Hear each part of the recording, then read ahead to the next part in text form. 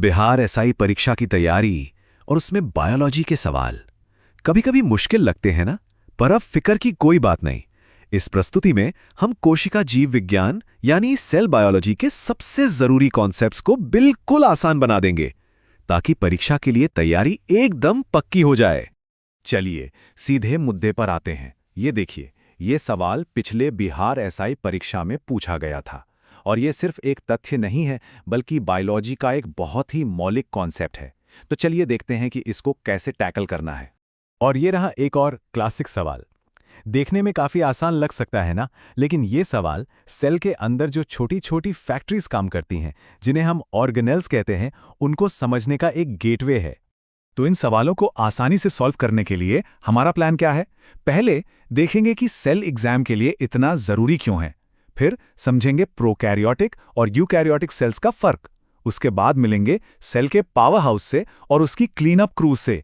और आखिर में इन जवाबों को एकदम पक्का कर लेंगे। तो शुरू किया जाए। तो सवाल यह है कि सेल यानी कोशिका पर इतना फोकस क्यों? सिंपल है, क्योंकि बिहार एसआई परीक्षा में ये टॉपिक बार बार मतलब लगातार पूछा जाता है। इसको अच्छे से समझ लिया मतलब कुछ नंबर्स तो पक्के समझो। और ये सिर्फ रट्टा मारने की बात नहीं है, ये तो जीवन के सबसे बुनियादी बिल्डिंग ब्लॉक्स को समझने की बात है। ओके, तो चलिए उस पहले बड़े सवाल को देखते हैं, प्रोकैरियोटिक बनाम यूकैरियोटिक। ये ना बायोलॉजी में एक फंडामेंटल डिवीजन जैसा है, जैसे मैथ्स में सम और विषम संख्याएं होती हैं। इस अंतर को समझना आगे की चीजों के लिए सुपर इंपॉर्टेंट है। तो यहां देखिए, साफ साफ फर्क दिख रहा है। एक तरफ हैं प्रोकैरियोट्स, ये काफी सिंपल होते हैं। सोचिए, इनके पास कोई असली न्यूक्लियस यानी केंद्रक नहीं होता।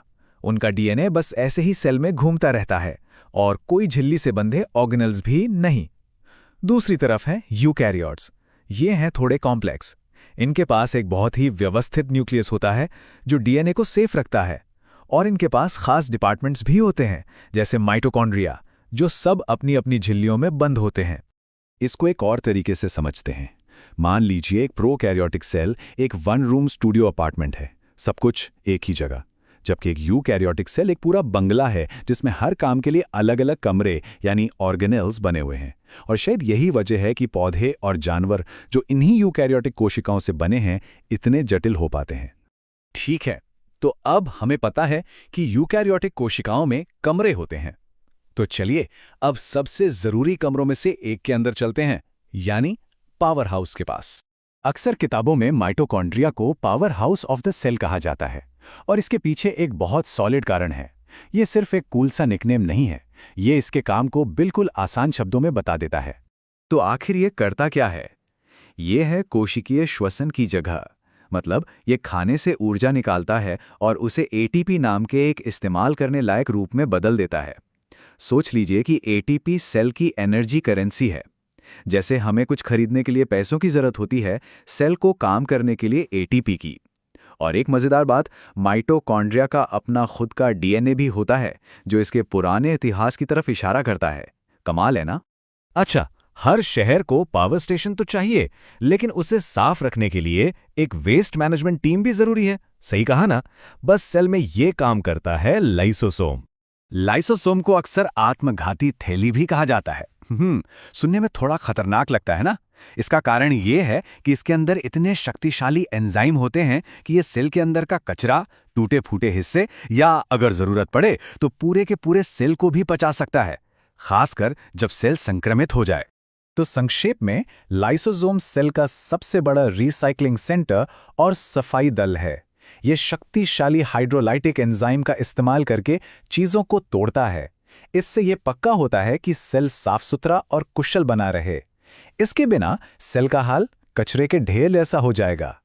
ठीक है, तो अब हम इन मुख्य प्लेयर्स को समझ चुके हैं। अब टाइम है उन शुरुआती परीक्षा के सवालों पर वापस जाने का और उन्हें आत्मविश्वास के साथ हल करने का। याद है ये सवाल?